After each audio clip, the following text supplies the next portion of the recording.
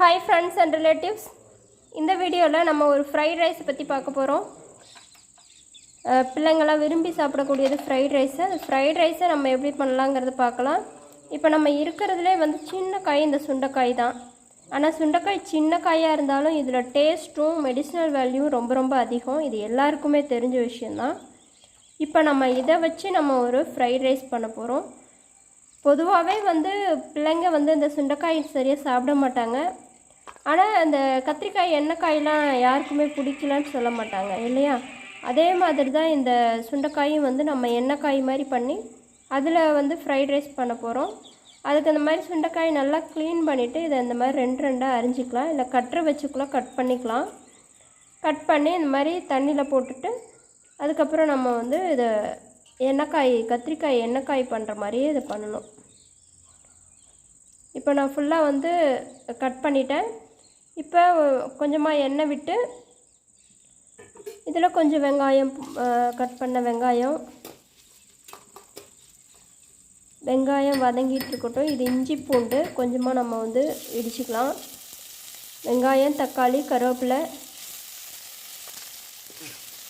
இதை போட்டு நல்லா வதக்கி விட்டுட்டு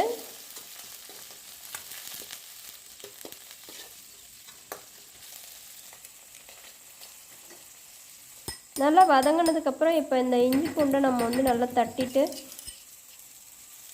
இதோட போட்டுறணும்.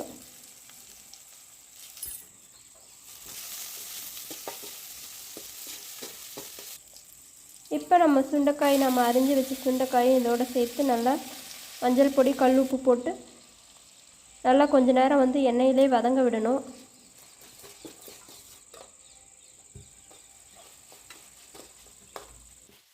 இப்போ நல்லா வதங்கிடுச்சு.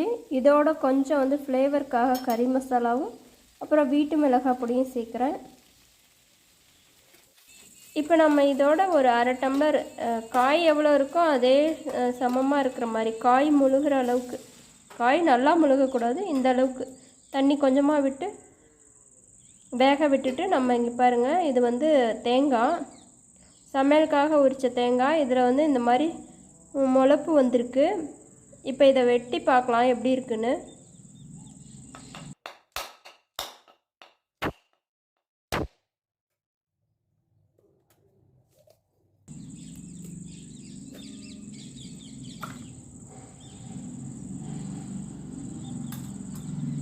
இங்கே பாருங்கள், இதில் பூ வர ஆரம்பிச்சிருக்கு.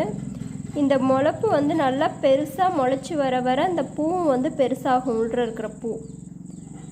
உள்ளே இருக்கிற அந்த தண்ணி ஃபுல்லாக ட்ரை ஆகி நம்ம ஆட்டும்போது தண்ணியே வராது. அந்த மாதிரி இருக்கும்போது நம்ம அந்த பூ மொத்தமும் வந்து பெருசாகிடுச்சின்னு அர்த்தம். அப்போ நம்ம வெட்டி சாப்பிட்றது ரொம்ப நல்லது, இந்த பூ சாப்பிட்றது.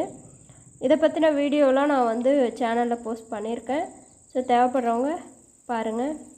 ஓகே, இப்போ வந்து இந்த காய் நல்லா இந்த தண்ணியெல்லாம் எடுத்துக்கிட்டு நல்லா சுண்டி வந்துருச்சு. இப்போ இதோட கொஞ்சமாக துருவன தேங்காய் பூ போட்டு நல்லா கிளறிட்டு எடுத்து சாதத்தோடு கிளறிடலாம்.